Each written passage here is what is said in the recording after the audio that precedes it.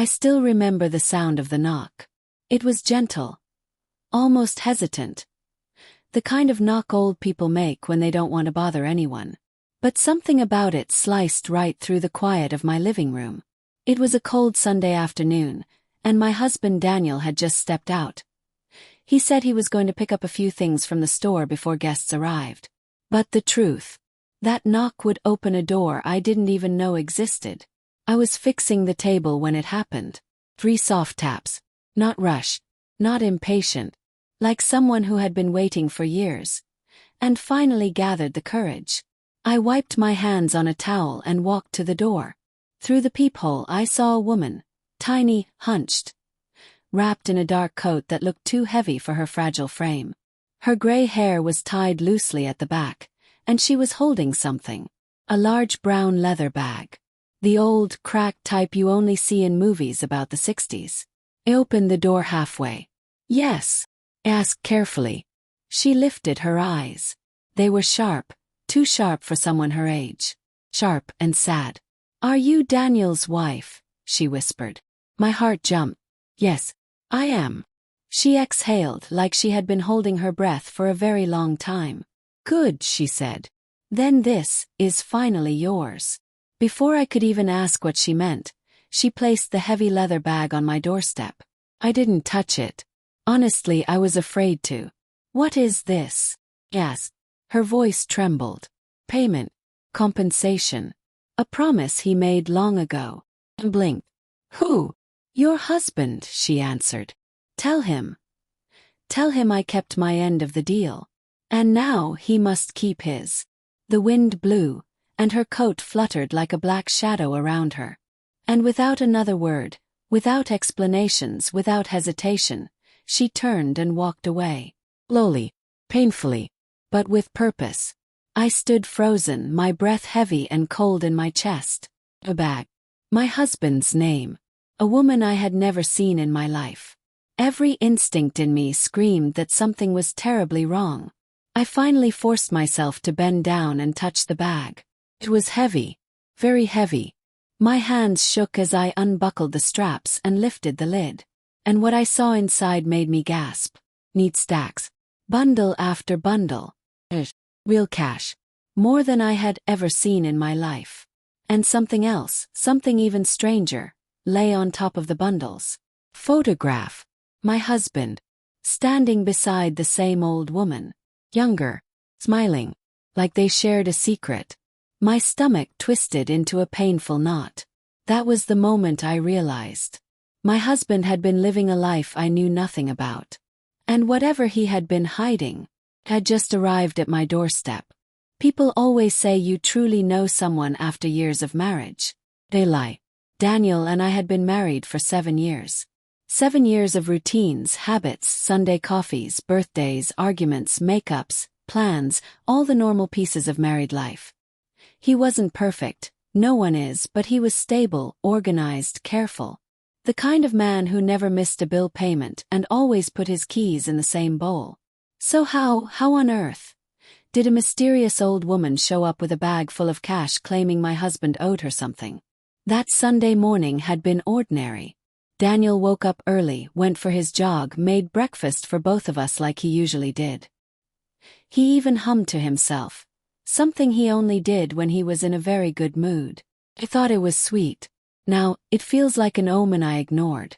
When he said he needed to step out for a bit, I didn't question it. Why would I? He wasn't acting strange. He wasn't nervous. He didn't avoid eye contact. Nothing about him suggested a storm was on the way. But now, standing in the living room with a bag of money sitting on our coffee table, my hands trembling over the photograph, my mind kept replaying one question. Who exactly did I marry? I took another look at the picture. Daniel was much younger, maybe in his 20s. The old woman looked younger too, but there was no mistaking her features. It was clearly her. The two of them stood beside a small house. There was a date scribbled on the back in faded ink. 2008. That was 5 years before I even met Daniel. I sat down, forcing myself to breathe, my thoughts spinning like a storm inside my head. I needed answers, But I also knew one thing instantly. Daniel could never know I had seen this. Not yet. If he had kept something this big from me. If an old woman could just appear from nowhere like a ghost from his past, then there was no guarantee he'd tell me the truth if I asked directly. And I needed the truth. Desperately. Because a marriage built on lies isn't a marriage. It's a performance.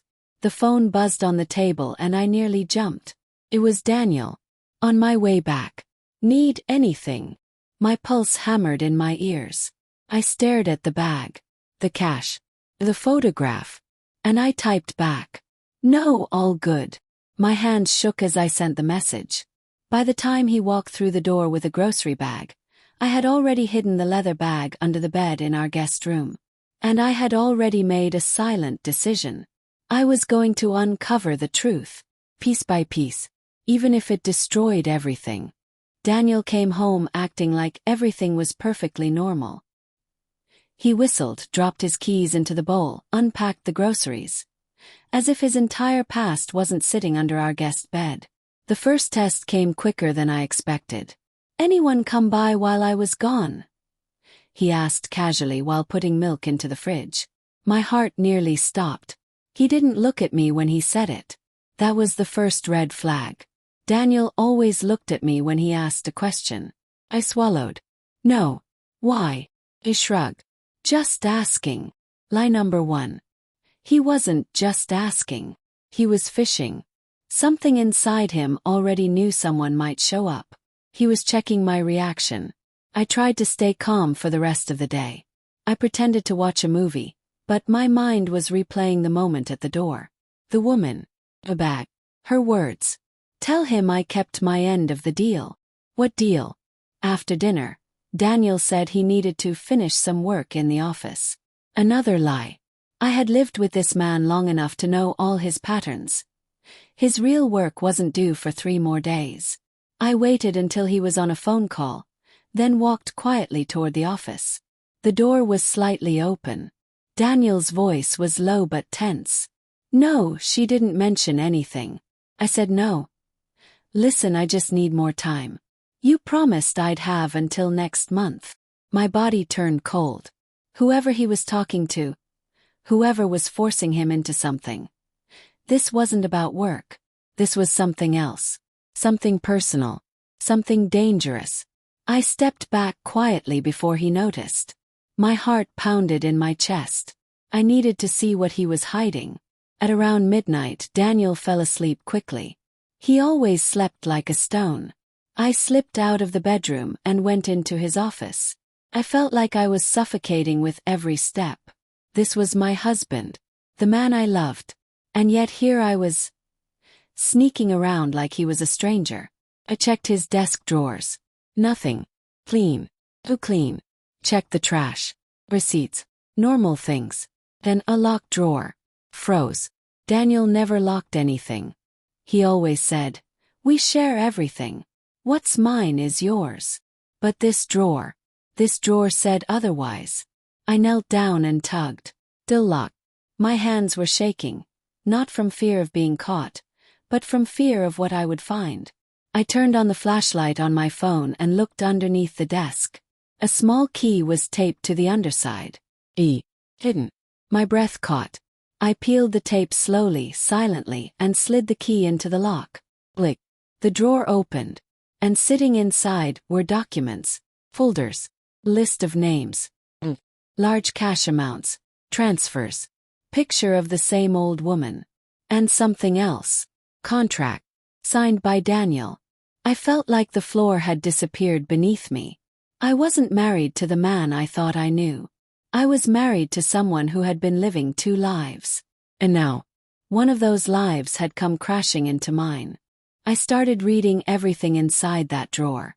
The deeper I went, the more my hands shook.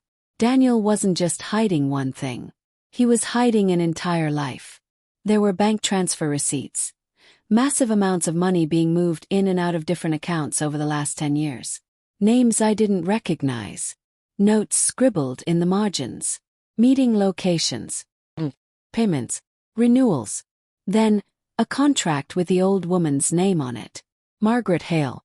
The contract stated, in exchange for the financial assistance provided, Daniel promises full repayment when requested. Delay or renegotiation is not permitted. Financial assistance. Daniel had borrowed money. What for? But the next paragraph explained everything, and nearly shattered me. The funds provided to Daniel were to conceal the situation regarding. The sentence stopped. The page was torn. Someone had ripped out the most important part. My head spun. Daniel had borrowed money from this woman, this stranger, and the purpose of that loan was hidden behind a torn piece of paper. But there was more. At the bottom of the drawer was a small notebook. Black cover. No title. I opened it, and my breath hitched. It wasn't Daniel's handwriting. It was hers, the old woman's. It looked like she had been documenting something. Observations. Payments Daniel made. Payments he missed. And one line repeated often. She cannot know. Me. I felt my throat tighten. Daniel had spent years keeping something massive from me. Something that involved money, secrecy, and this old woman who had now shown up at my door with a bag of cash. Why give me the money? Why now? I flipped to the last page of the notebook. If you are reading this, it means he failed again. Sorry. You deserved the truth. Ask him about 2008. Ask him about the promise he made. Ask him who paid the price. My blood went cold. Who paid the price? What had my husband done? What had he been hiding all these years? I took pictures of everything in the drawer, put all the documents back exactly the way they were, and locked it. I returned the key to its tape beneath the desk. As I walked back to the bedroom, my legs felt weak. I almost lost balance twice. But I made it into bed. Trembling. Daniel slept peacefully beside me. How could he sleep while carrying secrets like these? How could he look me in the eye? Kiss me every morning. Act like everything was normal, while holding on to a past that was now circling back to destroy us. I lay awake all night, staring at the ceiling. And sometime around 4 a.m., I made a decision that would change everything. I was done being blind, done being patient, done trusting a man who treated me like a stranger. I wasn't going to confront him yet. Not until I knew everything. And I would know everything. Even if I had to tear his entire secret life apart to get it. The next morning began like a performance. Daniel kissed me goodbye. I pretended to smile. He pretended to be normal. Inside I was boiling. As soon as the door closed, I took out my phone and called the taxi company I knew he always used. I asked a simple question. Can you confirm if Daniel booked a ride today? Yes, ma'am. He requested a pickup at 8 a.m. to his usual location. Usual location. I repeated. Yes. Same drop-off point as always. Froze. Always. Daniel always told me he drove himself to work. But now, I knew he had a usual location he went to by taxi. Could you tell me that location? I asked softly. There was a short pause, then the driver replied. It's an address on Willow Lane. Number 14. Willow Lane. That name sounded familiar. Then it hit me. The old woman's address, Margaret Hale, on the documents. He was going to her. Not once. Often. Regularly. My head spun. Why? The answer didn't matter. I needed to see it for myself. I grabbed my bag, ordered a taxi, and followed the address. The ride felt endless. My breathing was shallow. My palms were sweating. It was as if the world outside was moving while my entire life stayed frozen. Finally the taxi stopped. Here we are. It was a small house. Wooden. Quiet. Exactly like the one in the photograph. My heart pounded as I watched the front door. 10 minutes passed. Then I saw him. Daniel walked out of the house with urgency in his steps. His shoulders tense. His face pale. He looked behind him twice, as if checking whether someone followed. He wasn't afraid of me. He was afraid of something else. As soon as he left, I approached the house. I knocked. No answer. I knocked again. Still nothing. But something inside me said she was home. Watching. Listening. I tried the door. It wasn't locked. The inside smelled of old books and dust. The house was dim, filled with antique furniture and framed photographs of people I didn't recognize. Then I saw her, sitting in a chair in the living room, staring at me. She had been waiting. "You came," she said calmly. I swallowed hard. I need answers." She nodded. "Yes, and you deserve them. Sit." I sat across from her, feeling like I had stepped into a completely different world. She looked into my eyes for a long moment before speaking. "I'm going to tell you everything. But you must promise me something." "What?" "When the truth comes out, whatever you decide to do it with clarity, not fear." My heart thudded painfully. "Tell me," I whispered. She inhaled deeply. "It all began in 2008. And just like that, my entire life took a sharp turn into darkness." Her voice was slow but steady, and every word she spoke cut deeper than the last. "In 2008, your husband came to me," she began. "Only he wasn't the man he is today. He was desperate, broke, lost, and running from something he believed would ruin him." "What was it?" I asked, my voice trembling. She closed her eyes, as if the memory itself was painful. "He had been working for someone dangerous. Someone who made him do things he never wanted to." I leaned forward. "Illegal things." She shook her head. "Nothing criminal, but unethical. Profiting from people who were already struggling." I exhaled shakily. Daniel had always been good with money. He worked in finance. Now things began to connect. "He was part of a lending operation," she continued.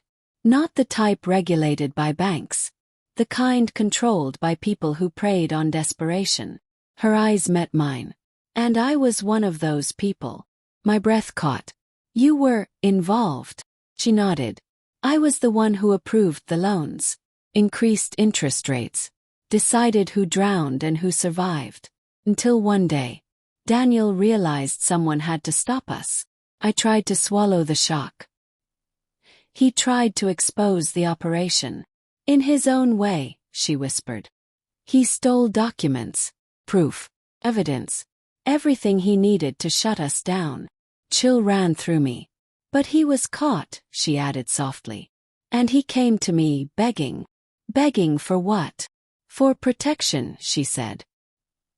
"He believed I was the only one with enough power to keep him safe from the consequences." I stared at her in disbelief. "So you helped him?" "I gave him a choice," she said. "I told him I would protect him, but only if he promised two things." She raised two fingers. "1. He had to disappear from that world forever. 2. He had to repay me every cent I used to clean up his mess." My heart sank. "How much did you pay?" She looked at me with tired eyes. "Nearly 100,000. Felt dizzy. No wonder there had been a bag of cash. "So he owed you the money," I whispered. "But why hide it from me? Why involve me now?" Her voice softened. "Because he didn't keep the promise." My stomach twisted. "He tried," she continued, "for years. But life has a way of pulling people back into old shadows." I closed my eyes for a moment. Daniel. My Daniel. Caught between a past he tried to escape, and a future built on silence. "He stopped paying," she said. "He avoided my calls, missed deadlines, stopped showing up." Her voice trembled for the first time.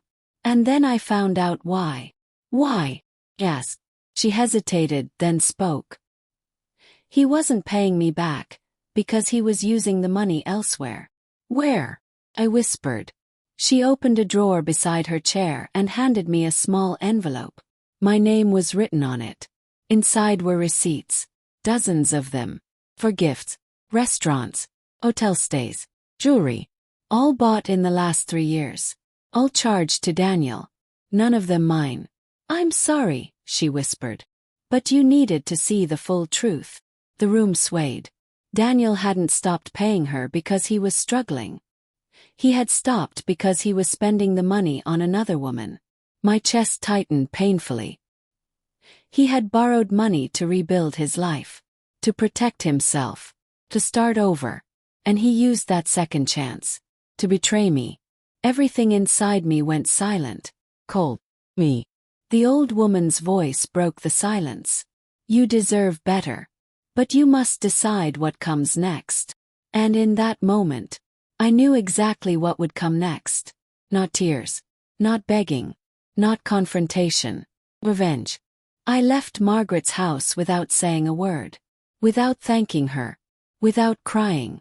My entire body felt numb, like all the emotions had been drained out and replaced with cold logic. Daniel had betrayed me, but he had also left a trail, and I was going to follow it all the way to the end. The first step was simple. I returned home and placed the bag of cash exactly where Daniel would never expect, back inside his locked drawer. But I added something. Small note. One sentence. I know. I didn't sign it. I didn't explain. I didn't confront him. I let the silence speak for me. When Daniel came home that evening, I watched him carefully. He seemed nervous. His hands fidgeted. His voice shook slightly. He ate very little at dinner. He knew something was off. Later that night, when he went into his office, I heard the drawer slide open. Silence. Then a gasp. Then footsteps rushing toward me. Did you go through my things? He demanded, panic in his voice. I looked at him calmly. What things? He stared at me, his breathing heavy. Sweat on his forehead. You need to tell me what you saw, he said. I stood from the couch, walked past him slowly, and whispered as I passed. You need to tell me. For the next 3 days, he lived inside a nightmare he created himself, jumping at sounds, checking his phone constantly, deleting messages, hiding calls, watching me like I was a ticking bomb. He expected a confrontation. I gave him silence. He expected tears. I gave him distance. He expected fear. Gave him calm. Because nothing frightens a guilty person more than someone who is no longer reacting. On the 4th day he broke. I found him sitting on the edge of the bed, his head in his hands. I messed up, he whispered. I said nothing. I shouldn't have borrowed that money. I shouldn't have kept things from you. I shouldn't have started that relationship. The word relationship made my stomach turn, but I kept my face emotionless. He continued trembling. Just tell me what you want me to do. I'll fix it. I'll break things off with her. I'll pay back everything. I'll explain everything. Just please don't leave. I looked at him. Really looked at him. And for the first time I saw the truth. He wasn't afraid of losing me. He was afraid of losing the safety I represented. The life I created. The stability I provided. The image I helped him uphold. He wasn't worried about my heart. He was worried about his reputation, his comfort, his future. So I gave him the one thing he feared most. Freedom. I won't leave, I said softly. He exhaled with relief. But you will. His head snapped up. What? You'll pack your things and go. Tonight. He shook his head desperately. No, please listen. You owe her hundreds of thousands. Not me. So you go pay her back. But. And she kept her end of the deal. You didn't. He froze. You go, I repeated. Now. And for the first time since I had known him, Daniel obeyed without another word. It's been 9 months since Daniel left. People still ask me whether I miss him. Whether I think I acted too harshly. Whether I should have given him another chance. But here's what they don't understand. I didn't lose a husband. I lost an illusion. The man I loved, the man I trusted, the man I believed in. He never existed. He was a story I told myself. And the moment the truth arrived, in the form of an old woman with a bag of cash, I finally understood something important. Betrayal doesn't happen the moment someone lies. It happens the moment you discover the lie and realize how long you've been living inside it. Revenge isn't always fire. Sometimes it's absence, silence, letting someone lose access to the life they took for granted. Daniel still tries to contact me sometimes. Emails, messages, letters. I don't respond. Not out of anger. Not out of pride. But because the woman I am now owes nothing to the man he was then. Margaret called me last month. She told me he finally paid her what he owed. All of it. She said he looked tired, defeated, smaller than she remembered. I told her something that surprised even me. I hope he finds peace. Because revenge wasn't about hurting him. It was about freeing myself. Freeing the woman who waited behind a door. For the knock that changed her life. And now, I stand on the other side of that door. Stronger, clearer, wiser, unshakable. Sometimes the truth comes in a bag of cash. Sometimes it comes in the form of an old woman. But it always comes. And when it does, you choose who you become next. And I chose myself.